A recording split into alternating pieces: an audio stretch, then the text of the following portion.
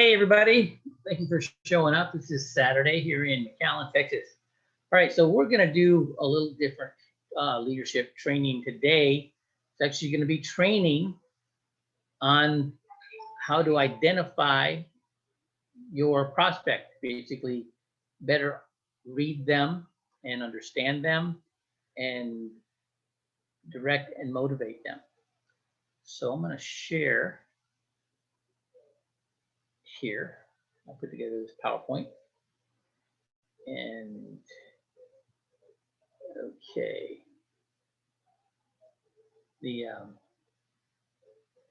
this is how to identify your prospect and adapt to their communication style. There's 4 different basic modems of communication. There's visual, auditory, kinesthetic, and digital.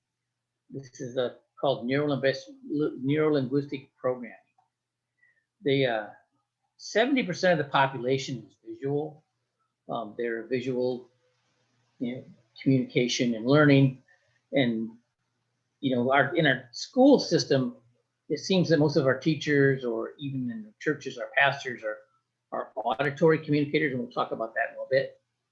And they're just lecture people, just talk to them. And where 70% of the population is visual, you have to show them something.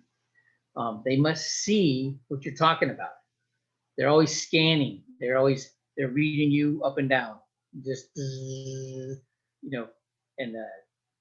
they're picking up all this data from your mannerisms and your posture and your movements. Okay, they use words like see, seen, look, and saw. I'm auditory, so I pick up on those things. So it tells me I'm talking to an auditory communicator. They stand straight up and they're scanning. All right. They make direct eye contact. My CEO, Bernadette Kim, is visual, and she's looking right at you, and she's watching where you're looking. They hold their hands high when they're talking. It makes me laugh because I watch Bernadette's always put her hands up, but that tells you that they hold their hands up above their nose. That's an indicator they're a visual communicator. You must give them something to focus on. Use PowerPoint, pictures, and video. Okay, and that will connect with them.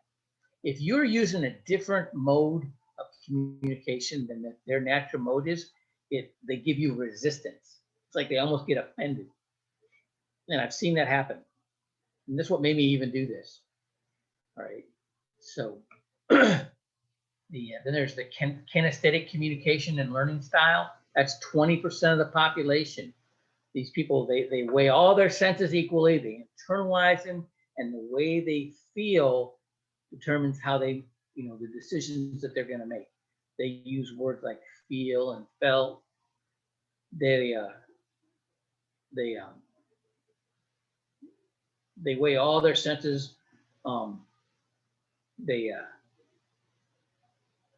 Sight, sound, and touch to make their decisions. So you got to show them. You got to show them PowerPoint. You got to show them a video. You got to give them something to look at. You got to give them something to listen to. A testimony. You're gonna give them. You let them feel something, or you describe or ask them how that feels. Make them internalize it. Go there with them. Okay. They'll. If you can hand them something to look at or touch, that goes a long ways. You got to understand that. Okay, you got to listen to. They're going to go by how they feel about you and how they feel about what you told them. And the more you give them as far as their sensory information, the better you're going to be. All right. Then there's the auditory communication and learning style. That's 7% of the population. I'm one of those. I blame it on my mother, who was a teacher. We lived a mile and a half from the school, and it would take us half hour to get home because she had things she was going to tell me. But they listen. They listen for your tone of voice and the inflection in your voice. And they can tell if you're upset. They can tell if you're lying. They can tell if you're mad. They can tell if you're you're excited just by the tone of your voice. They're good on the phone. They use words like sound, hear, and hear.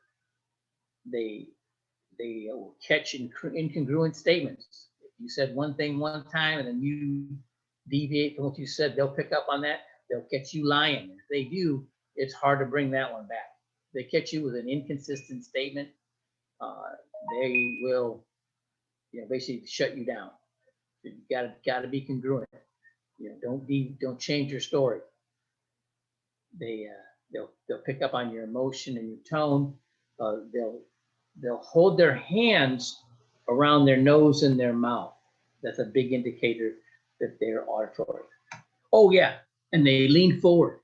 They lean forward. I saw some people on the Zoom. They're leaning forward. They're not. It took me a long time to hear them say the words that gave me an indicator that they were auditory. But the fact that they're so leaning forward, and they want to hear what you're saying, and that's why they lean forward like that. So that's an indicator that they are auditory. Okay. Then there's the digital communication learns that is 3% of the population. They don't follow their emotions. They somehow have learned that the numbers, they'll believe the numbers. They like the illustrations. The numbers got to add up. They'll ask about our compensation plan. So don't be afraid to show it to them. Get good at explaining the compensation. Show it to them. Explain it the best you can, but let them see it. Okay. They like illustrations. Engineers and people with accounting backgrounds, they'll tend to be this way. And it's not an emotional thing. They will go straight up with the numbers. And like that lady that would always be shaken at escrow. Okay, so I'm telling you all this. So you got to do things like mirror. If they're letting you know that they are whatever form of NLP they are, if they're visual, you got to use the right words. You got to say, how does that look? You see what I'm saying? Even if that's not your natural mode of speaking, it is theirs, and they will hear you better when you use their way of communicating. Better be showing them something. That's where PowerPoint comes in, videos come in. When we do the 7-step, that intro video is going to really connect with the visual. So is our PowerPoint is going to connect with, 70% of the population is visual. Kinesthetic, part of their communication is visual. They weigh all of them equally. So that's going to be a big part of it. If they pick their hands above their head when they're talking, you should pick above their nose when you're talking. You need to pick your hands up above your nose when you're talking to them. If they're kinesthetic and they're holding their hands around their chest or stomach, you should hold your hands around your chest or your stomach. Other things, if they're crossing their arms, you cross your arms. Okay, what happens when you do that is people go, okay, well, he's closed up to me, so they'll open up, so that then you open up. But you closed up, so they would open up. It's kind of interesting how that works. There's subtle things. If they're rocking back and forth, you tap your finger at the same rhythm that they're rocking back and forth or side to side. Some people want to rock side to side. You can, you model them somehow. And what it does, it gives you a familiarity to them. And then they start liking you better. They like you, they will listen, and they will do what you ask them to do.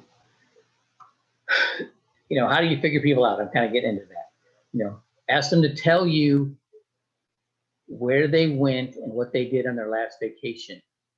It works like a charm, especially like it's perfect timing. When you show them the campaign video and talk about the trips, ask them where they, do they like to travel? Where did they go on their last vacation? They'll tell you what did they do, and that'll give you a quick indicator of what their form of NLP is.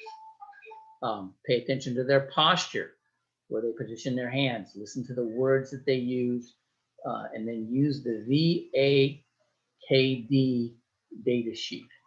Okay, this is what it is here. I'm gonna get out of this and I'm gonna pull up one of them. Okay, so I have it up here, right here. All right, so it's kind of like the financial needs analysis, but it's basically giving you the indicators of what their hot buttons are, how they communicate, and what kind of person that they are. So, just like put it in the folder with their financial needs analysis and anything else with them. And this one thing right here, this tidbits, okay, that's important. That's something you put in there that's going to quickly give you indicator what their likes, what their dislikes are, or that one thing that they said that really stood out to you. Okay, and ask them, how did you get started in this field? If they're one way in one thing, they're going to be that way in anything else. If they make decisions, have a certain process to make a decision in one area, they will follow that same pattern to make decisions with us. Okay, so ask them, how do you get started in the field? What happened? Are they doing outside sales, inside sales? Are they in management or something else? What are they making now? Gross sales or income? How much do they want to make? What kind of training? Did they have to pay for that training? What was the result of that training? What the past training cost? What were the results? That's kind of redundant. Is there any specific problems? Are they having a challenge with sales? Does COVID have given them a problem?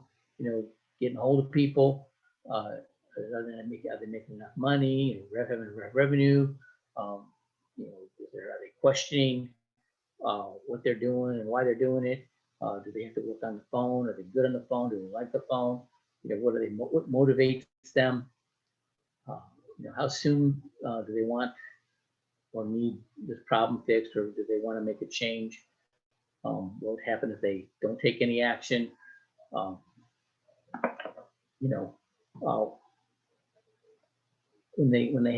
When their situation changes for the better, how's that going to affect them? Who else besides themselves is involved in the decision making? Is it their wife or their dad or their attorney or their accountant, whatever? How specifically did they make a decision?